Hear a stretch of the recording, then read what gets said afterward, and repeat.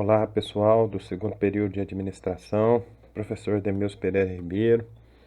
Vamos continuar aqui o nosso trabalho com a nossa matéria, Direito Empresarial, para que vocês possam se organizar. Essa é a aula de número 12. Recordando, nós estamos estudando nome empresarial.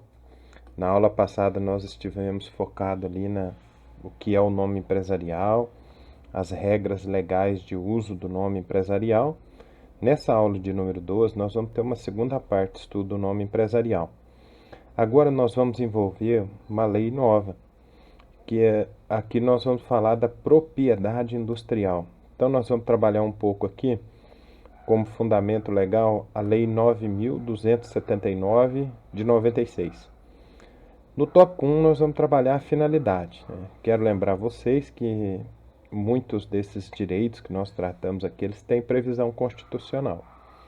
A propriedade industrial, ela tem previsão constitucional, ela está prevista na Constituição Federal, no artigo 5º, inciso 29, que diz que a lei assegurará aos autores de inventos industriais, então aqui, autores de inventos industriais, um privilégio temporário, prestem bastante atenção nisso, para sua utilização, bem como a proteção às criações industriais, a propriedade das marcas, que é o que nós vamos focar aqui, propriedade de marcas, os nomes de empresa que nós estamos estudando desde a aula passada. Então, além do desenvolvimento tecnológico, econômico, que naturalmente nós vemos no país, a proteção às criações e aos inventos gera a possibilidade de exclusividade de uso. Só que vocês viram ali na Constituição que essa exclusividade de uso, que é um privilégio, ele é temporário, não é ad eterno, ok? Então, por que não é ad eterno? Porque nós temos aqui um interesse social. Imagina se essas criações industriais, se os inventos industriais, eles fossem protegidos de maneira exclusiva eternamente. O que nós teríamos? Nós teríamos um grande problema, né? E aí nós teríamos, especialmente na área da saúde, com relação aos medicamentos. Beleza, então. Então vamos trabalhar aqui no tópico 2, quais são os bens protegidos pela propriedade industrial. Aí temos um esqueminha aqui, né? O primeiro é a invenção. O segundo é um modelo de utilidade. Esses dois, eles recebem o que nós chamamos de patente. O terceiro é o desenho industrial. O quarto é a marca. Esses dois recebem um registro. Como sempre, eu observo com vocês que nós temos que tomar muito cuidado com o vocabulário. Nosso vocabulário tem que ser um vocabulário técnico, né? Dentro do direito empresarial, nós usamos um vocabulário técnico-jurídico. Então, essas 4 palavrinhas aqui nós não podemos misturar. Invenção é isso, é aquilo. Então, nós temos 4 palavrinhas-chave. Invenção, modelo de utilidade, desenho industrial e marca. A invenção e o modelo de utilidade, eles são patenteáveis. E o desenho industrial e a marca passam pelo registro. Bom, então nós vamos começar a trabalhar a primeira patente. Vamos trabalhar o conceito de patente. Então, observa comigo que é um título de monopólio temporário. Sobre o quê? Sobre uma invenção ou sobre um modelo de utilidade, outorgado pelo Estado aos inventores e aos autores, pode ser pessoa física ou pessoa jurídica, detentores dos direitos sobre a criação para a exploração econômica. De outro lado, o inventor, ele se obriga a quê? A revelar detalhadamente todo o conteúdo técnico da matéria protegida pela patente. Então, quando esse inventor ele registra essa patente, ele tem uma obrigação legal, que é revelar todo o conteúdo dessa patente. Aí nós vamos trabalhar aqui um chamado segredo industrial. O segredo industrial, nós temos que fazer uma divisão aqui, ó. É a invenção não levada à patente. Então presta atenção. Se levar a patente, tem que revelar. Se não levar a patente, se não for patenteado, é um segredo industrial, que por não ter seus dados revelados publicamente, terá proteção e informação por tempo indeterminado. Então essa é a grande diferença.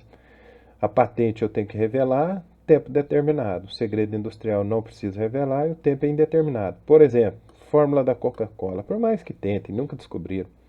Johnny Walker, aquele whisky, o perfume, o Chanel. Bom, quais são os bens patenteáveis? Que isso aqui também é uma perguntinha muito clássica, né? Quais são os bens patenteáveis? Então nós já falamos ali. Os bens patenteáveis são a invenção e o modelo de utilidade. Nós precisamos diferenciar um do outro. O que é a invenção? A invenção é o produto da inteligência humana que objetiva criar bens até então desconhecidos. Então, quando nós falamos em invenção, nós estamos falando na criação de bens até então desconhecidos para aplicação industrial. Aí eu pus uma observação aqui, o seguinte: a invenção, de modo geral, ela consiste em uma criação de uma coisa até então inexistente. E cuidado com a descoberta. A descoberta é a revelação de uma coisa existente na natureza. Então, quando vocês forem fazer aí o glossário de direito empresarial, coloquem aí o que é invenção, criação de uma coisa até então inexistente, o que é descoberta, revelação de uma coisa existente na natureza. Agora vamos ver então, e um modelo de utilidade? O modelo de utilidade é um objeto de uso prático, ou parte deste, suscetível de aplicação industrial que apresenta nova forma. Então presta atenção que o modelo de utilidade ele tem uma inovação aqui, ó. Ele apresenta uma nova forma ou uma nova disposição, envolvendo também um ato inventivo que resulte em melhoria funcional no seu uso ou na sua fabricação. Bom, vamos trabalhar aqui no tópico 3 os requisitos da patenteabilidade. O primeiro requisito da patenteabilidade é a novidade. Então, seja a invenção, seja o modelo de utilidade, eles são considerados novos quando não compreendidos no estado da técnica. Isso aqui é uma expressão. Essa expressão aparece no artigo 11, que nós estamos estudando aqui da Lei de Propriedade Industrial. Outro requisito de patenteabilidade é a atividade inventiva.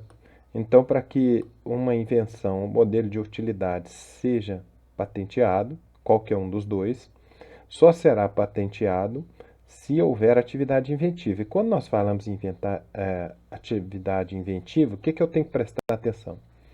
Sempre para um técnico no assunto, não decorra de maneira evidente ou óbvia do estado da técnica. Então, mais uma vez, nós vamos trabalhar com essa expressão, que é bom que vocês coloquem no nosso glossário também, estado da técnica. Aí destaquei aqui alguns artigos. Olha, a lei que nós estamos trabalhando, a Lei da Propriedade Industrial, a Lei 9.279 de 96, no artigo 11, parágrafo 1º, ela traz para a gente a definição. Então, o que é estado da técnica?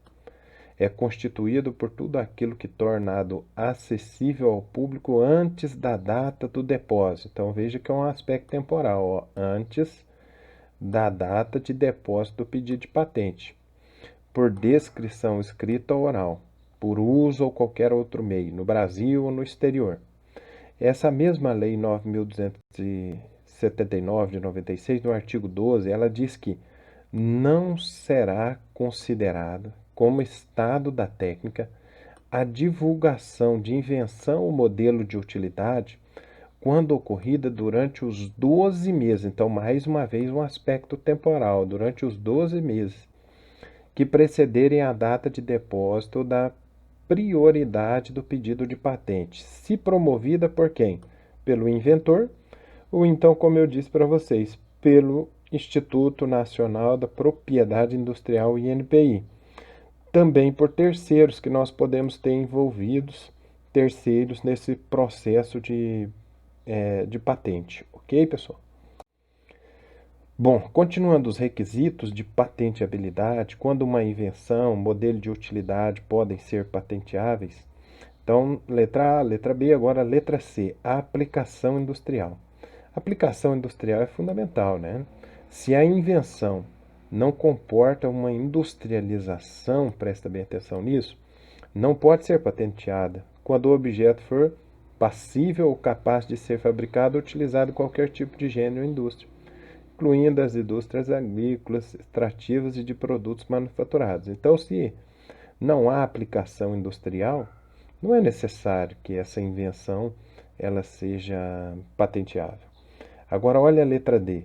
A letra D, não ter impedimento legal. Também nós temos aqui na Lei de Propriedade Industrial, na Lei 9.279 de 96.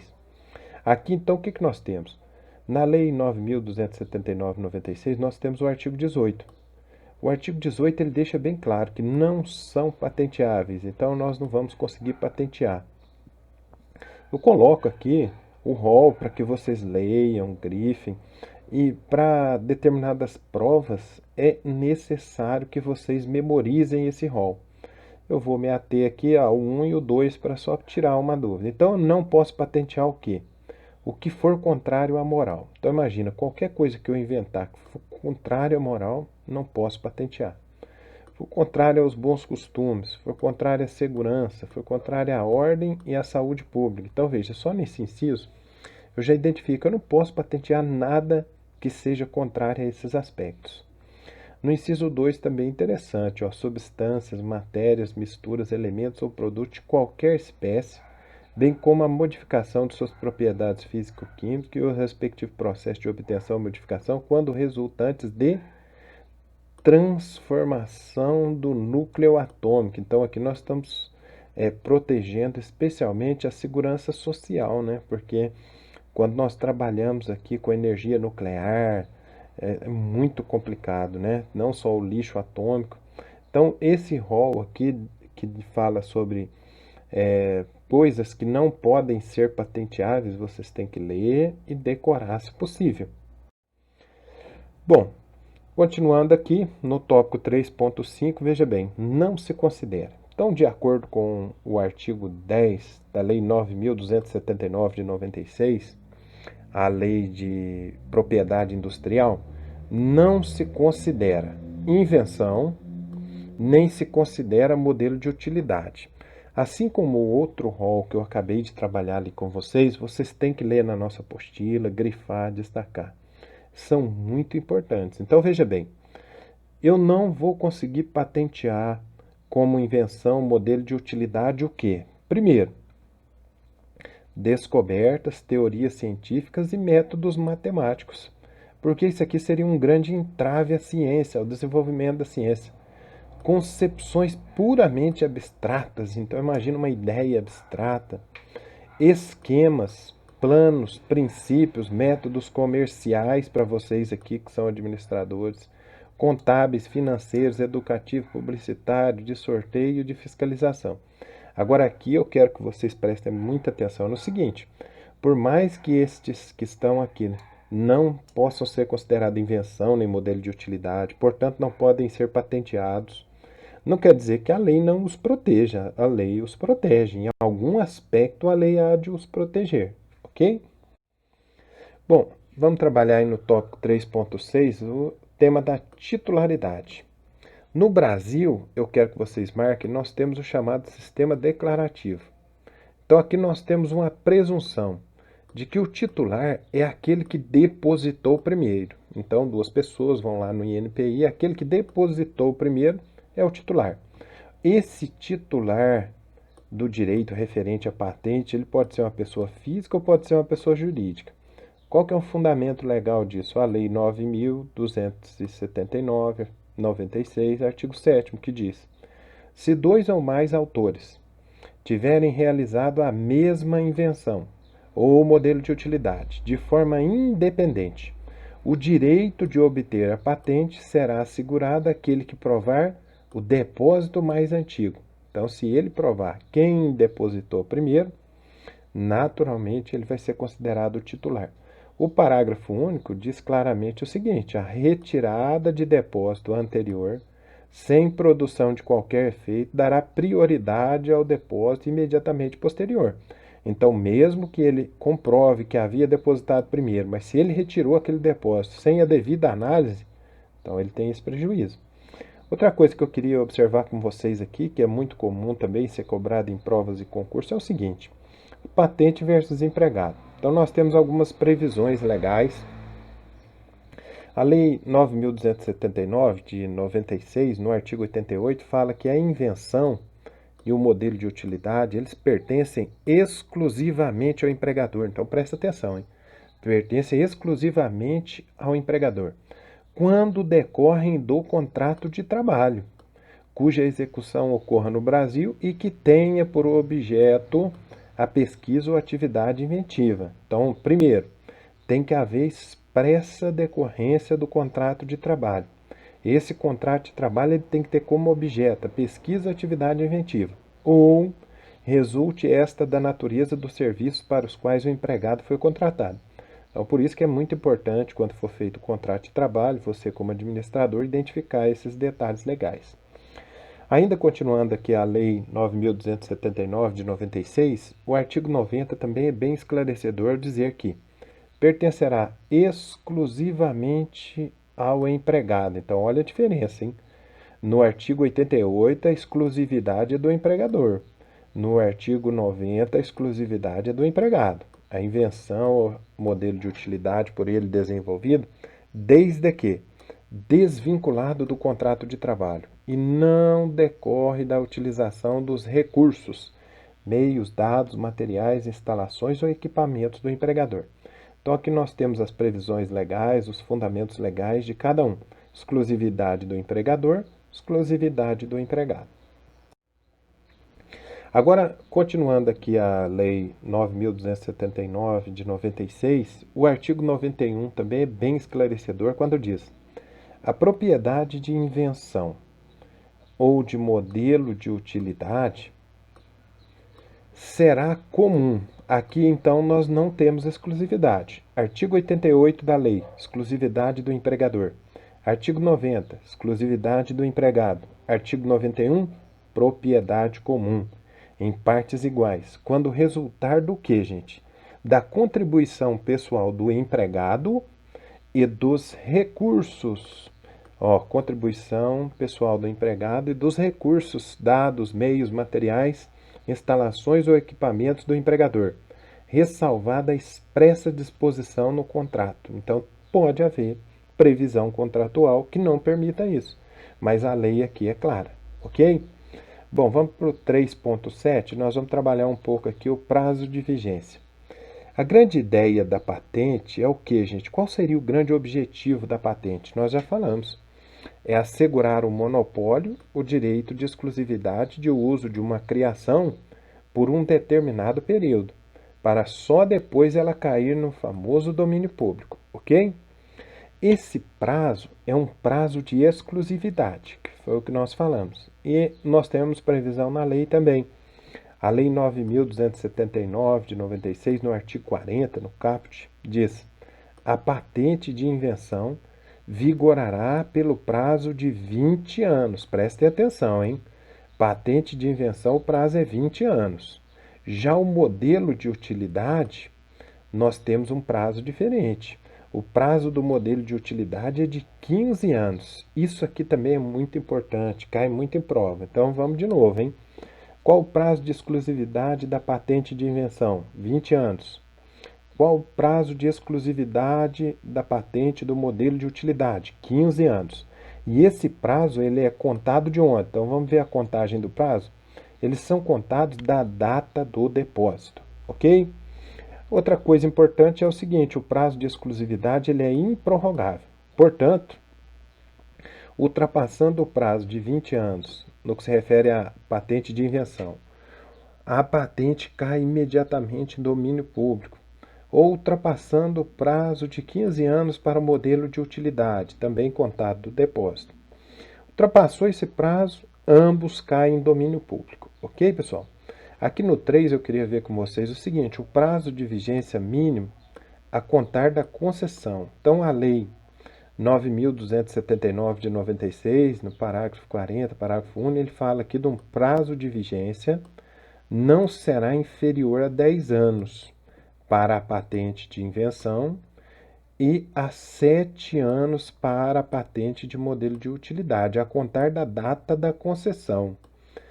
Aí nós temos aqui, então, uma exceção, né? Nós vimos ali o prazo, patente de invenção, prazo de exclusividade 20 anos, patente de modelo de utilidade, prazo de exclusividade 15 anos, mas aqui a lei observa, numa excepcionalidade, o que será importante? Essa vigência não pode ser inferior a 10 anos e essa vigência não pode ser inferior a 7 anos. São balizas temporais que dão estabilidade para que o inventor ele possa desenvolver. Bom, então vamos ver aqui na nossa teoria em quadros, um quadro resumo. Contrato de trabalho, que é o nosso foco, né? O objeto do contrato de trabalho é a pesquisa? Muito bem, então vamos ficar de olho aqui, ó. Se sim, sim, empregador, condições aqui, o empregador, então a titularidade exclusiva é de quem? Acabamos de falar aqui, do empregador. Contrato de trabalho prevê, nós temos o objeto não é de pesquisa, não é? Tem, usa recursos do empregador, então ambos são titulares. Contrato de trabalho tem previsão, mas não é com respeito ao objetivo da pesquisa. Os recursos são só do empregado, então é titularidade exclusiva do empregado. Agora vamos observar o seguinte, a lei no artigo 71, ela trabalha a chamada licença compulsória. A licença ela pode ser voluntária ou ela pode ser compulsória. Qual que é a diferença? O titular ele ficará sujeito a ter a patente licenciada compulsoriamente se exercer os direitos dela decorrente de forma abusiva, então abuso do direito, ou por meio dela praticar o abuso do poder econômico. Então, mesmo que patenteada uma invenção ou modelo de utilidade, essa patente ela poderá ser licenciada compulsoriamente. Isso está aqui na Lei 9.279, de 96, no artigo 21, que diz: nos casos de emergência nacional, interesse público, declarados pelo Poder Executivo Federal, desde que o titular da patente ou seu licenciado não atenda a essa necessidade, poderá ser concedida de ofício licença compulsória, temporária e não exclusiva, para a exploração da patente sem prejuízo dos direitos do respectivo titular. O parágrafo único ele fala que o ato de concessão da licença estabelecerá o prazo de vigência e a possibilidade de prorrogação. Então, o que nós temos aqui? Nós temos aqui as chamadas hipóteses de licença compulsória. Elas são relevantes aqui para quem faz concurso, porque nós precisamos saber. Então, são emergência nacional e interesse público. Agora, quais são os elementos da licença compulsória? Ó, tem que ser temporária, sem exclusividade e não pode causar prejuízo ao titular. Vamos falar um pouquinho sobre as formas de extinção da patente, né? A principal é a expiração do prazo de vigência, a própria renúncia do titular, a caducidade, que é a perda do direito da patente, que está aqui, a falta de retribuição, porque todo ano ele tem que pagar algumas taxas no INPI, e a inobservância do artigo 217, que nós vamos ver aqui. Então, ó, caducidade a patente de ofício ou requerimento da pessoa legítimo interesse, se decorridos 2 anos da concessão da licença compulsória, esse prazo não tiver sido suficiente para prevenir ou sanar o abuso ou desuso. O artigo 217 fala que a pessoa domiciliada no exterior deverá constituir e manter procurador, porque senão os interesses dele não serão protegidos. Bom, aí vamos falar um pouquinho da nulidade da patente, né? A nulidade da patente ela pode ser obtida na esfera administrativa, também na esfera judicial. Processo administrativo, a lei é clara no artigo 51, falando que o processo de nulidade poderá ser instaurado de ofício ou mediante requerimento de qualquer pessoa legitimada no prazo de 6 meses, contado da concessão da patente. O parágrafo único diz que o processo de nulidade ele prosseguirá ainda que extinta a patente, tá certo? Então, mesmo que extinta a patente. Pus algumas observações aqui embaixo a respeito da Procuradoria do INPI, que é um órgão integrante da Procuradoria Geral Federal. Isso é só para vocês terem uma ideia, não precisem se preocupar. Aqui também alguns detalhes legais, como o titular será intimado e tem prazo de 60 dias, havendo ou não a manifestação dele. Então é só para vocês terem uma ideia, lerem claramente como que ocorre. Bom, agora vamos trabalhar o registro, né, gente? Deixando a patente de lado, o registro. Conceito de registro, o que nós temos? O registro ele confere o direito de propriedade temporária sobre o quê? Sobre marca e desenho industrial. Então, patente nós vimos, invenção, modelo de utilidade, registro, marca e desenho industrial. O que são bens registráveis? Aí é muito importante. O desenho industrial, aqui nós temos a definição de desenho industrial, que vocês têm que ler com bastante calma. Aqui, ó, principalmente, trata-se do chamado design, né? O desenho industrial ele está preocupado com a configuração externa, com o visual do produto, ok? E a marca, pessoal? A marca é um sinal distintivo, visualmente perceptível, não compreendido nas proibições legais, lembre-se, tá certo? Então, outra coisa que é muito importante, ó, não é possível registrar sinal sonoro como marca. Então, a marca do Jornal Nacional, você pode até registrar a marca, como nós sabemos lá, o JN, mas o som que inicia, não. O prazo de vigência do desenho industrial, nós temos aqui na Lei 9.279, artigo 108, fala que o registro ele vigorará pelo prazo de 10 anos, e é contado da data do depósito, mas ele é prorrogável por 3 períodos sucessivos de 5 anos. A marca também, no artigo 133, perdão, fala que o registro da marca ele vigorará por 10 anos, contado da data da concessão e prorrogável por períodos iguais e sucessivos, não tem limite. Ali atrás você viu que era 10 anos, prorrogáveis por 3 de 5, 15, 25. E a titularidade? Titularidade é igual ao anterior, pode ser pessoa física e pode ser pessoa jurídica. As formas de extinção que nós falamos ali atrás e se aproveitam aqui, né? Expiração do prazo, a renúncia, a falta de pagamento das taxas, a caducidade e a observação. Aqui nesse artigo 143 nós temos a caducidade. Aqui novamente no 217 é o que a gente havia falado, que a pessoa que estiver domiciliada no exterior, ela tem que ter alguém constituído aqui como procurador para defender os seus direitos. Vamos falar um pouquinho da marca, gente. A marca nós temos aqui ó, as espécies de marca. Nós temos marca de produto ou de serviço, que nós temos aqui a definição, quero que vocês observem, ó, Ford, Bradesco. Nós temos a marca de certificação, que essa aqui é muito comum também, né? ISO 9001 e Metro. Nós temos a marca coletiva, que é aquela que é usada para identificar produtos ou serviços provindos de membros de uma determinada entidade. Então, nós temos aqui, né, americanos normalmente usam From Brasil. Os requisitos da marca também são como nós vimos ali atrás, né? Para proceder ao registro de uma marca junto ao INPI, eu preciso preencher alguns requisitos. Novamente, a novidade é fundamental, porque senão eu estou copiando. A não colidência com a marca notória, aqui eu quero distinguir com vocês a marca notória, é aquela de reconhecimento internacional. Exemplos aí a Coca-Cola, IBM, a Toyota, o Google, ok? A marca notoriamente conhecida, fica de olho, hein? A Lei 9.279, no artigo 126, fala que a marca notoriamente conhecida em seu ramo de atividade, ela está protegida, ok? Então tem a proteção, o INPI. Então nós temos que ver aqui que a marca notória ela tem proteção independentemente de registro. E aí nós temos a marca de alto renome. A Lei 9.279 também fala no artigo 125, a marca registrada. Então, olha a diferença.